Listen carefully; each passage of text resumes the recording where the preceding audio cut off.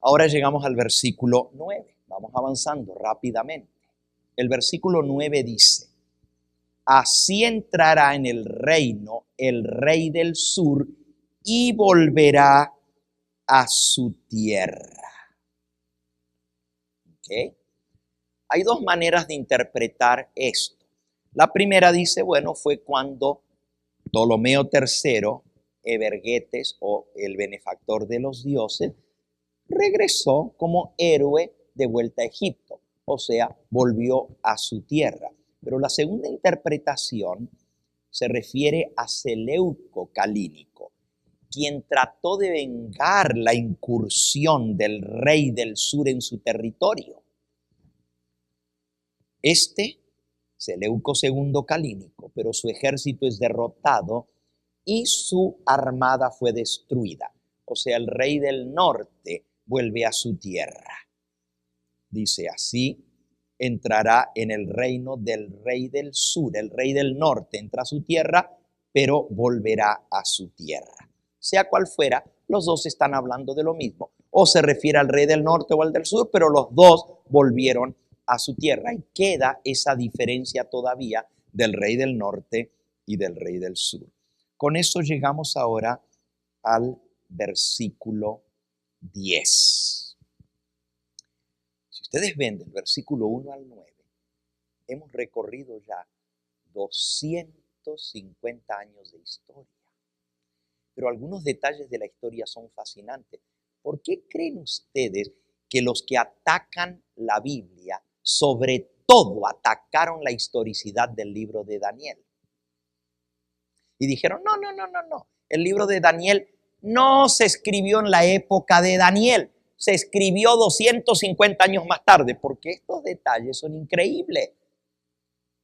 Y como es historia, pero escrita de antemano, los atacantes del libro de Daniel, los que no creen en la interpretación o en la inspiración de la Biblia, dicen, no, eso se escribió en la época de los griegos, cuando ya todas estas cosas habían pasado. Y el que se sentó nomás dijo que iba a escribir el libro de la verdad, como que fuera Daniel. Pero mentira, no fue Daniel que lo escribió. Fue otros siglos más tarde que nomás relató lo que había pasado. Fíjense. Pero nosotros vimos por qué el libro de Daniel se ha demostrado que fue escrito por Daniel. Y vimos el lenguaje en que está escrito. Bueno, si ustedes recuerdan el seminario que dimos al principio de esta conferencia, pues recordarán las pruebas fehacientes de que Daniel es profecía y no es simplemente alguien que lo escribió como si fuera profecía después de que sucedió. Ok, vamos ahora con el versículo 10.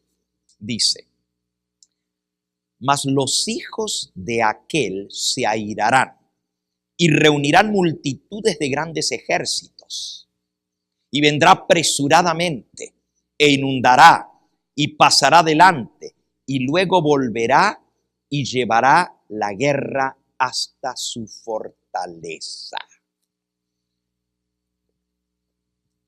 Los hijos de aquel se airarán. Aquel es el rey del norte, porque dice que el rey del norte volverá a su tierra. Versículo 9 decía, así entrará en el reino el rey del sur y volverá a su tierra. El que entra en el reino del rey del sur a atacar es el rey del norte. Pero ahora los hijos del rey del norte se airarán y reunirán multitud de grandes ejércitos. Ahora estos buscan venganza. El versículo comienza hablando en plural de los hijos que fueron Seleuco III, será uno, y su hermano Antíoco III, Antíoco Magno. El mayor de ellos, Seleuco III, y vean que los nombres siguen en la familia, porque unos se llaman Seleuco III, Seleuco IV, Seleuco V, y otros se llaman Antíoco I, Antíoco II, Antíoco III. Son los dos nombres que se usan en las familias de los descendientes de Seleuco, los Seleucidas, ¿verdad?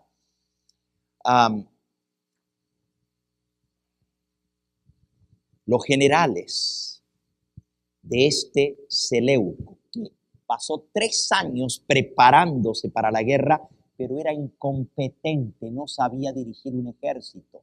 Sus generales se frustraron con este hombre, que eran puros preparativos, pero nunca se lanzaba a la guerra, y lo asesinaron, lo envenenaron. Su hermano menor, Antíoco, tomó las riendas y formó un ejército poderoso para invadir ahora a Egipto. Porque recuerden que Egipto lo había invadido y le había traído todos los tesoros y todo, y ahora estos quieren venganza contra el rey del sur, contra los Ptolomeos. Fíjense que es todo un drama de venganza. Unos le tiran a los otros y se pelean entre sí. Así son las guerras de los seres humanos, envidiosos y deseosos de venganza. Y ahí en adelante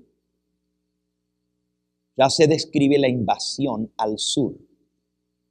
Pero de ahí en adelante el versículo se expresa en singular, porque si dice, los hijos de aquel se airarán y reunirán multitud de grandes ejércitos, pero luego sigue en singular, y vendrá apresuradamente. Ya no dice vendrán los hijos de aquel. Fíjense que hubo 2 hijos, pero a uno lo asesinaron y el otro tomó.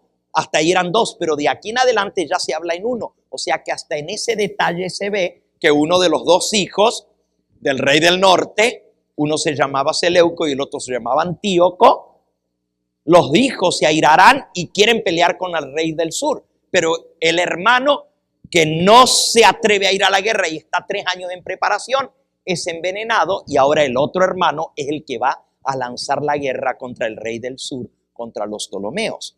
Y de aquí en adelante sigue en singular porque ya se está refiriendo a Antíoco III el Magno, porque el otro ya había sido envenenado. Y vendrá, dice el versículo 10, vendrá apresuradamente e inundará. Este apresuradamente es en contraste con el hermano que se demoró 3 años y nunca iba. ¿Ven el contraste? Uno, preparación y preparación y preparación. 3 años preparando el ejército y nunca atacó. Y sus generales se cansaron y lo envenenaron. Ahora viene el hermano y de una vez vámonos para Egipto a pelear. Apresuradamente entrará e inundará. Tras una tregua. Por cierto, por eso este Antíoco III se le llama el Magno, por la guerra que desató contra el rey del sur, contra los Ptolomeos. Volverá y llevará la guerra hasta su fortaleza, dice. Tras una tregua que hubo, en la cual se negoció la paz, pero siguieron preparándose los 2, el del norte y el del sur, contra la guerra, Antíoco III Magno vuelve a atacar a Egipto y lo derrota y recupera el puerto marítimo de Seleucia, la provincia de Cilicia y las ciudades de Tiro y Tolemaida. Y finalmente volvió a su fortaleza al norte de Siria. Que volvería a su fortaleza. Peleó y recuperó 3 ciudades que los Ptolomeos habían arrebatado a los seleucidas. Versículo 11. Por lo cual se enfurecerá el rey del sur. ¿Qué? Ahora Antíoco le ganó al rey del sur. Ahora este se enfurece porque le quitó las 3 ciudades que él había conquistado. Y saldrá y peleará contra el rey del norte. Y pondrá en campaña multitud grande. Y toda aquella multitud será entregada en su mano, dice el versículo 11. El rey del sur, que para entonces ya es Ptolomeo IV Filópator, se enfurece porque le habían ganado y sale a pelear contra el rey del norte, Antíoco III el Magno. ¿Ok? Este pone una campaña tremenda, de tremenda cantidad de soldados, pero cayó en las manos del rey del sur. Así decía el versículo 11. Pondrá en campaña multitud grande y toda aquella multitud será entregada en su mano, en la mano del rey del sur. O sea que a pesar del tremendo ejército, de todos modos fueron entregados en las manos del rey del sur. Esto ocurrió el 22 de junio del año 217 a.C., durante la desastrosa batalla de Rafia, en la frontera entre Egipto y Palestina, allí en la península del Sinaí. Miren desde qué época ha habido guerras en esos lugares, ¿verdad? Fue una batalla terrible, porque el tremendo ejército de Antíoco, que era mucho más grande que el de Ptolomeo, cayeron en las manos de Ptolomeo. Y fue una derrota total. 70,000 de la infantería y 5,000 de jinetes a caballo. Los egipcios no solamente traían infantería y traían caballos, pero traían 73 elefantes de Egipto adiestrados para la guerra, elefantes. Y los sirios trajeron del norte, de allá de Babilonia, de esa zona, 102 elefantes adiestrados para la guerra. Ahora, el ejército de los sirios, o sea, de Antíoco, era mucho más grande que el de los egipcios. Sin embargo, fue derrotado, ganó el rey del sur. Allí pueden ver en la guerra los elefantes que pelearon en esta guerra, la guerra de Rafia. Dice el versículo 12, y al llevarse él la multitud se elevará su corazón y derribará muchos millares, mas no prevalecerá. Ahora está hablando del rey del sur y su victoria sobre el rey del norte. El corazón de Ptolomeo IV Filopator se elevó. Por eso dice, al llevarse él la multitud, como era más grande el otro ejército y él le venció, se enorgulleció, se le levantó su ego y derribó a millares, pero no prevalecerá, dice. Fíjense lo que nos cuenta la historia. El rey se llenó de orgullo y soberbia e hizo celebrar eufóricas procesiones en todas las provincias conquistadas en su retorno a Egipto. La profecía decía, su corazón se elevará, pero derribará muchos millares y no prevalecerá. Esos muchos millares que derribó, triste, fueron los judíos que estaban en su paso. Pasó, porque la guerra fue en Siria y el país que estaba en el medio como sándwich, ¿verdad? Está Siria al norte, está Palestina, los judíos, y al sur está Egipto. De regreso, derribó a muchos millares.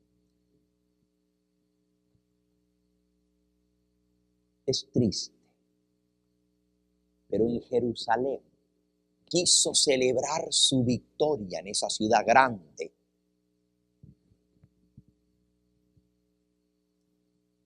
E hizo ofrecer sacrificios al Dios de los judíos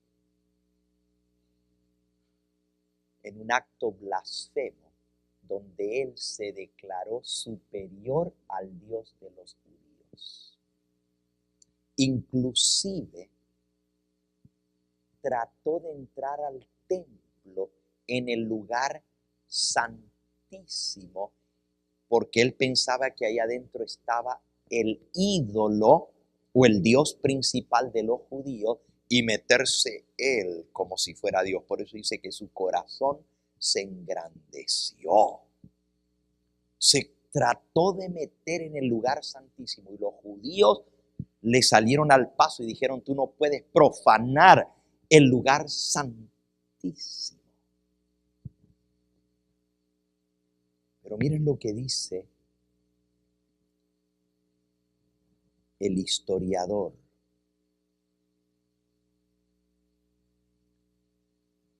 Fue tocado por el Dios del cielo, con tal terror y confusión de mente, que fue llevado del lugar medio muerto. Cayó medio muerto cuando trató de entrar en el lugar santísimo. Salió de Jerusalén lleno de gran ira contra toda la nación de los judíos por lo que le había sucedido en ese lugar, y soltó muchas amenazas contra ellos. En venganza por su desgracia de lo que le pasó en Jerusalén, regresó a su país e intentó obligar a muchos judíos que estaban en Egipto, los que vivían en Alejandría, a sacrificar a los dioses paganos de Egipto y a renunciar su adoración al Dios creador. Cuando 300 judíos, por miedo, adoptaron la religión pagana de los egipcios, fueron excomulgados por la sociedad judía. Dijeron, estos son unos vendepatria y unos desleales contra el Dios del cielo. Al considerar esto, otro insulto más contra él, porque ya le había ido mal en Jerusalén, y ahora, cuando ve que los judíos de Egipto, porque estos judíos habían renunciado al Dios del cielo y habían adorado a los dioses paganos de los egipcios, él se sentía feliz, porque lo que él decía es, mi Dios egipcio es más poderoso que todos los demás dioses, porque yo con poquita gente le gané a los dioses griegos, que eran los grandes dioses poderosos, y ni el Dios de Israel pudo hacer algo. Y ahora, pues él considera un insulto que la comunidad judía excomulgó o borró de la iglesia a todos esos 300 judíos para haberse convertido al paganismo. Y Filopátor determinó destruir a los judíos en su dominio y mandó que todos los que pudieran reunirse en el reino de Egipto fueran traídos encadenados a la ciudad de Alejandría. Y estas personas fueron puestas en un gran estadio y se propuso que en cierto día se realizaría un gran espectáculo público al soltar elefantes salvajes y borrachos, porque iban a emborrachar los elefantes para que aplastaran a todos los judíos y los destruyeran.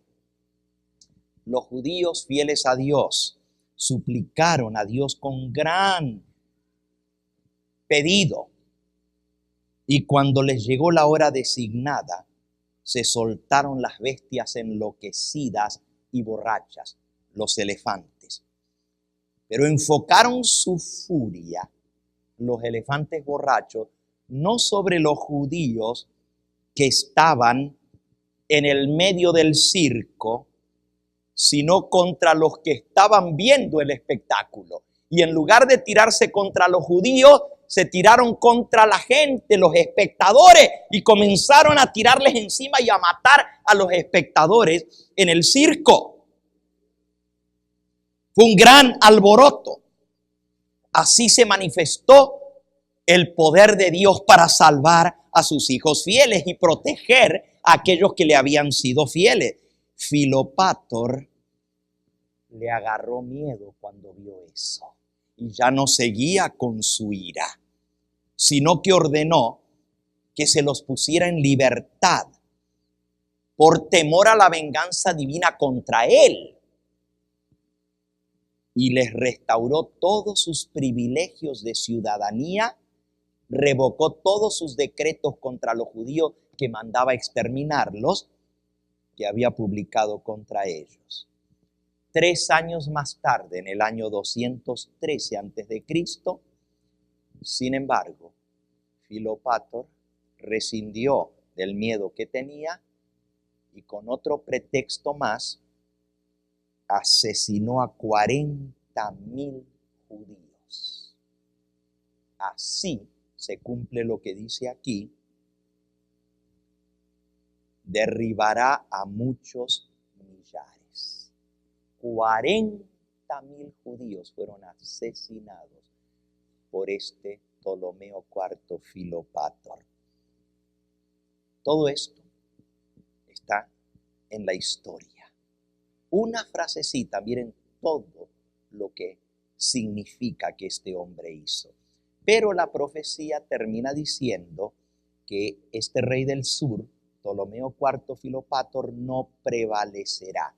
Miren, hermanos, nadie lucha contra Dios y contra su pueblo y sale vencedor. Nadie. No te metas con Dios, no te metas con el pueblo de Dios porque te va a ir mal. Termina diciendo el versículo, mas no prevalecerá. No prevalecerá. ¿Qué le pasó a Filopator? Filopator murió inesperadamente a causa de su intemperancia. Se emborrachó. Los historiadores dicen que le gustaba la bebida, igual que Alejandro Magno, y era descendiente de él, del mismo reino. Les gustaba mucho la bebida. Muy a menudo se emborrachaba. Murió a los 41 años de edad. Alejandro Magno murió a los 33 años, también de borracho. Y Ptolomeo IV Filopator, murió a los 41 años de edad. Unos dicen que fue por sus vicios y por cirrosis, unos historiadores. Otros dicen que debe haber sido envenenado porque murió repentinamente. El hecho de que había muerto fue ocultado por los ministros del gobierno por bastante tiempo para que no se causara un revuelo. Y nadie sabía que el hombre ya estaba muerto y tenía varias semanas de muerto y no se había dado la noticia. Versículo 13. Wow, cómo vuela el tiempo. El rey del norte volverá a poner en gran campaña una multitud mayor que la primera. Había sido derrotado a pesar de que tenía un ejército tremendo, 3 veces el tamaño que los de Egipto, pero le habían ganado. Esta vez dijo, me voy a asegurar bien.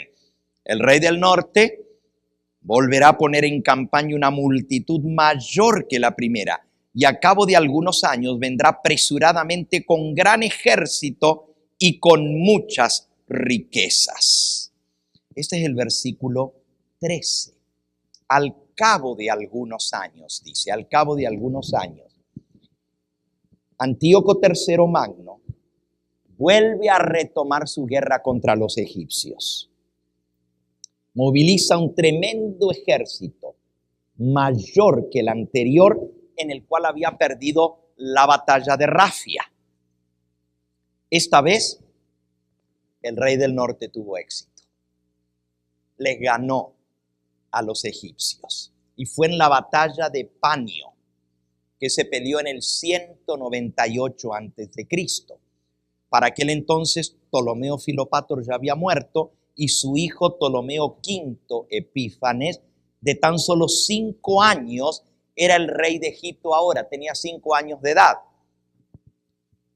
Como resultado de esa batalla, el territorio de los judíos cambió de dueño. Judea, que antes había sido vasalla del rey del sur de Egipto, ahora pasó en manos de los griegos y pasó a ser una provincia del rey del norte nuevamente. Ahora, hasta aquí casi todas las interpretaciones son unánimes. Casi en todos los comentadores se encuentra lo mismo, pero de aquí en adelante comienza a cambiar cómo los intérpretes o los estudiantes de la Biblia lo han interpretado. Aquí es donde viene lo que ya les he hablado anteriormente. Recuérdense que estamos con Antíoco III. ¿Quién sigue después de Antíoco III? Antíoco IV. ¿Y quién es Antíoco IV? Antíoco Epífanes. ¿Se acuerdan que cuando hablamos del capítulo 8, hablamos de que el cuerno pequeño, los católicos y muchos otros interpretan como que el que destruyó la verdad, echó por tierra el santuario, persiguió al pueblo de los santos, fue Antíoco IV Epífanes, porque profanó el templo como lo había hecho Ptolomeo cuando se metió en Palestina. Ahora viene este otro, Antíoco IV, y profana el templo. Pero yo les dije a ustedes que nosotros no estamos de acuerdo con esa interpretación, sino que creemos que el próximo imperio mundial, después de los griegos, son los romanos, y que el cuerno pequeño, según la profecía del 7, que es Roma, tiene que ser también Roma en el 8. Los que creen que Antíoco Epífanes es el cuerno pequeño del capítulo 8 que profana el santuario, y que los 2300 días no son como nosotros lo vimos para 1844, sino que eso se cumplió en los días de Antíoco.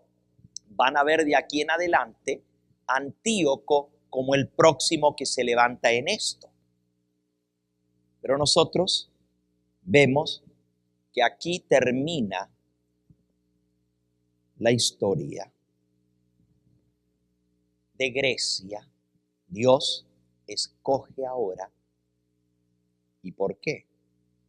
Porque estamos en el año, la batalla de Panio, y ahora la próxima batalla. Estamos exactamente en el momento en que surge un nuevo poder en la arena profética, y este nuevo poder se llama Roma. Por eso yo en mi carpeta les puse a ustedes que de aquí en adelante viene el imperio romano. Pero van a leer en muchos que dice que no, que todavía sigue, que el cuerno pequeño, y aquí el que está hablando va a ser Antíoco. Así que recuerden que aquí van a variar las interpretaciones. Leamos el versículo 14. Dice: en aquellos tiempos se levantarán muchos contra el rey del sur, y hombres turbulentos de tu pueblo se levantarán para cumplir la visión, pero ellos caerán. Ahora, este versículo es muy clave para entender lo que viene de aquí en adelante. Tiene mucha información histórica y engloba el surgimiento y la aparición del próximo poder mundial, que es Roma. Y concuerda con el capítulo 2 de Daniel, con el capítulo 7, con el capítulo 8. Ahora el capítulo 11 tiene que concordar porque son paralelos. Entonces, aquí vamos a ver el surgimiento de un nuevo poder, donde dice: se levantarán muchos contra el rey del sur. Pero donde dice el versículo 14, en aquellos tiempos se levantarán muchos contra el rey del sur. Hombres turbulentos de tu pueblo se levantarán para cumplir la visión, pero ellos caerán. Dios coloca los eventos descritos en este versículo en el contexto del versículo anterior, que describía los ataques de Antíoco Magno contra Egipto en el tiempo cuando el rey del sur era extremadamente vulnerable. Recuerde que había solamente un niño de 5 años llamado Ptolomeo V Epífanes en el poder. Aprovechando esto, se levantan muchos contra el rey del sur. Ahora, ¿quiénes fueron los muchos que se levantaron contra él? Por favor, noten que no está hablando de un rey. Dice: muchos se levantan contra el rey del sur. ¿Por qué? Porque en el reino había un niño de 5 años. El primero fue Antíoco III el Magno, del cual ya hablamos. Pero también se levantó otro, el rey Felipe V de Macedonia, que hizo alianza secreta con Antíoco Magno para atacar Egipto. Pero también hubo problemas internos en Egipto y el tutor del niño rey de 5 años, llamado Agatocles, gobernaba en su nombre, pero quería quedarse él en el trono y no dejar a este niño. Al tratar al pueblo egipcio con arrogancia, los egipcios se levantaron en rebelión contra su rey niño. Ahora recuerden, los egipcios son otra nación, pero están conquistadas por los griegos. Y todos estos Ptolomeos son reyes griegos, pero que se hacen como faraones. Los egipcios los tienen que aceptar, pero ahora que tienen el rey niño, se levantan contra ellos y ya no quieren estar sujetos a los griegos. Así que muchos se levantan contra el rey del sur. El rey del norte hace pacto con otro para pelear. Egipto internamente se levantan contra él. Otros que se levantaron contra el rey del sur fueron los judíos, que previamente habían estado bajo el control de Egipto y ahora habían sido libertados en cierta manera por el rey del norte. O sea, ahora ya no estaban bajo Egipto. Como estado religioso judío, habían recibido de parte de Antíoco III derechos especiales. Pero la palabra de Dios dice, al final de este versículo, muchos que se levantaron en aquel entonces contra el rey del sur, dice, ellos caerán. Hombres turbulentos de tu pueblo se levantarán para cumplir la visión, pero ellos caerán. ¿Y por qué cayeron? Todos los que se levantaron contra el rey del sur cayeron. ¿Por qué?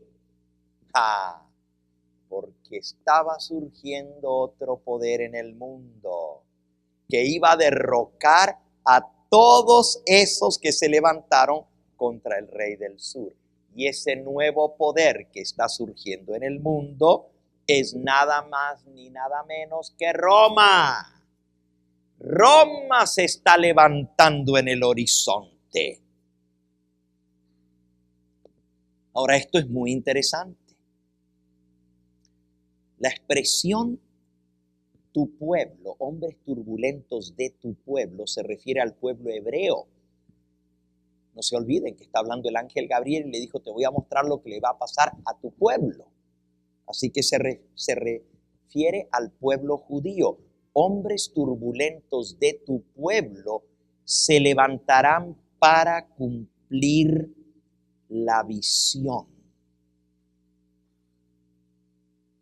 Hombres violentos del pueblo judío van a hacer cumplir la visión. Esto parecería decir este versículo. Pero vamos a verlo en la Reina Valera antigua, como dice. Si me pueden poner Daniel 11:14 en Reina Valera antigua. Reina Valera antigua. Y en aquellos tiempos se levantarán muchos contra el rey del mediodía. El mediodía es el rey del sur. ¿Ok? E hijos de disipadores de tu pueblo se levantarán para confirmar la profecía y caerán. Vean por favor que ahora ya no dice hombres violentos de tu pueblo, sino dice disipadores de tu pueblo se levantarán. El que disipa al pueblo es el que le hace daño, el que lo persigue. Pero habíamos leído antes y parecía que decía que eran los judíos los que se iban a levantar. Pero no está diciendo eso, son los que disipan al pueblo judío. ¿Y quiénes son los disipadores del pueblo judío? Ahí es donde viene lo interesante. Por supuesto, tenemos que entender bien esto. maldita frase para ver lo que significa, porque si no, se cambia el curso de la profecía. Esa palabrita cambia todo el curso de la profecía.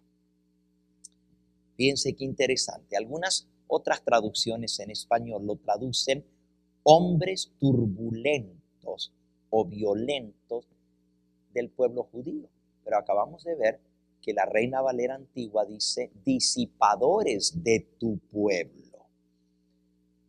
Al buscarlo yo en el hebreo, literalmente en hebreo, literalmente dice los que quebrantan a tu pueblo son los que se levantan, quebrantadores de tu pueblo.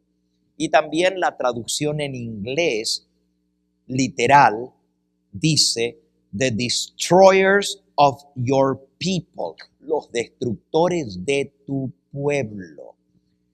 La mejor traducción la encontré en la Biblia ortodoxa judía y lo dice así: los transgresores de tu pueblo. Y la Biblia católica lo dice prevaricadores de tu pueblo. Ahora, para poder entender el significado de este versículo y llegar a entender lo que pasa de aquí en adelante en la profecía, recuerden que aquí es donde se divide la cosa. Un montón de comentadores siguen con los reyes griegos tratando de hacer calzar la profecía, pero no calza muy bien. Sin embargo, si nosotros vemos el flujo de la profecía comparada con el capítulo 7 y con el capítulo 8, que después del reino griego viene el reino romano, vamos a ver cómo calza perfectamente. Por eso hay que entender bien este versículo, y es ambiguo. Yo le voy a dar un ejemplo de lo que significa ser ambiguo. Le voy a decir una frase y ustedes me dicen qué quiere decir. Fidel habló solo 10 minutos. ¿Qué dije? Fidel habló solo 10 minutos. Díganme, ¿qué dije? ¿Entendieron? ¿Qué dije? Que él solo habló por 10 minutos.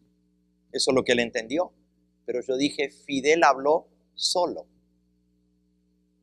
por 10 minutos. O sea, habló él solo. Ajá. Pero también se puede entender, Fidel habló solamente por 10 minutos, pero no dice que estaba solo. Habló solamente por 10 minutos. La misma frase se puede entender de dos maneras, ambivalente. Les voy a dar otro ejemplo para que entiendan cómo una frase se puede ver de dos maneras. Persas, quedaos en vuestra casa. ¿Qué dije? ¿Qué dije? ¿Qué significa lo que dije? Persas, quedaos en vuestra casa. ¿Qué dije?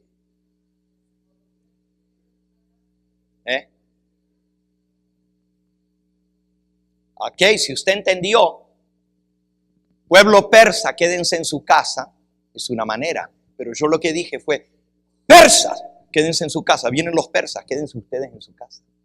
¿Ven? Ahí está de la otra manera, según cómo usted lo toma.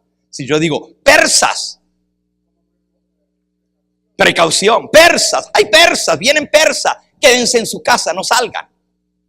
Pero la otra manera de entenderlo es, persas, quedaos en vuestra casa. O sea, ustedes, los persas, quédense en su casa. Estoy hablando de dos cosas distintas, pero lo dije de la misma manera. El más conocido, que todos los que son, digamos, en los medios de difusión masiva, se cuidan mucho de no cometer este error, porque es una frase ambivalente también, que se puede interpretar de dos maneras. Si yo hablo el crimen de Juan, ¿de qué estoy hablando?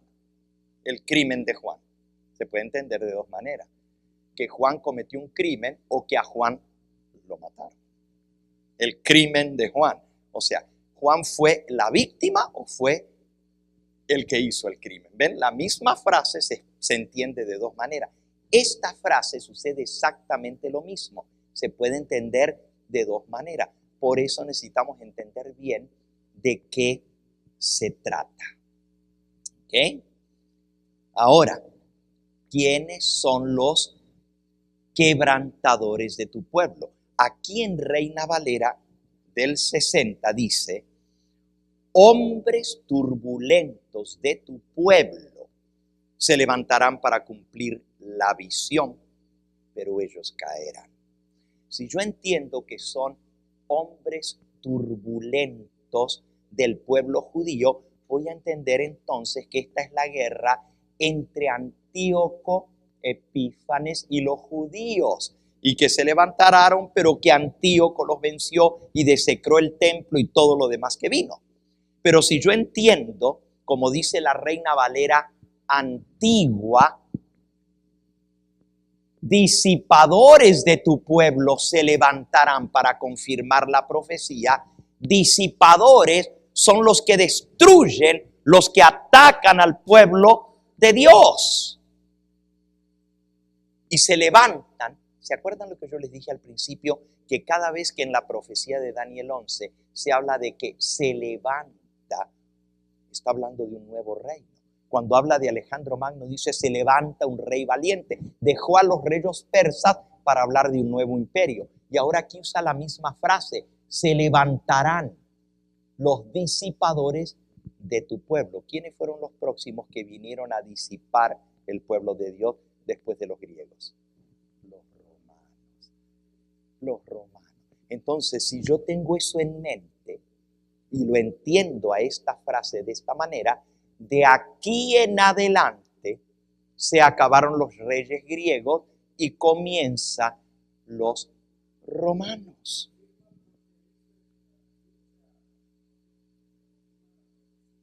Exactamente. Ahora, los que lo ven como de aquí en adelante otros reyes griegos también le buscan el cumplimiento de alguna manera con Antíoco. ¿Se acuerdan cómo vimos en el capítulo 8 que los 2300 días, como no les calzaban, entonces los dividen por la mitad para que les calcen, ¿verdad? O sea, le tratan de calzar. Pero si nosotros entendemos que aquí son disipadores de tu pueblo y no los hombres turbulentos de tu pueblo. No está hablando de los judíos, sino de los que disipan al pueblo judío, se levantan. Estos son los romanos, el próximo imperio. Y así lo vamos a interpretar nosotros. Y vamos a ir rápidamente porque el tiempo se nos fue, ya tenemos prácticamente que terminar. Pero gracias a Dios vamos a estar el martes. Y ya llegamos hasta el versículo 15.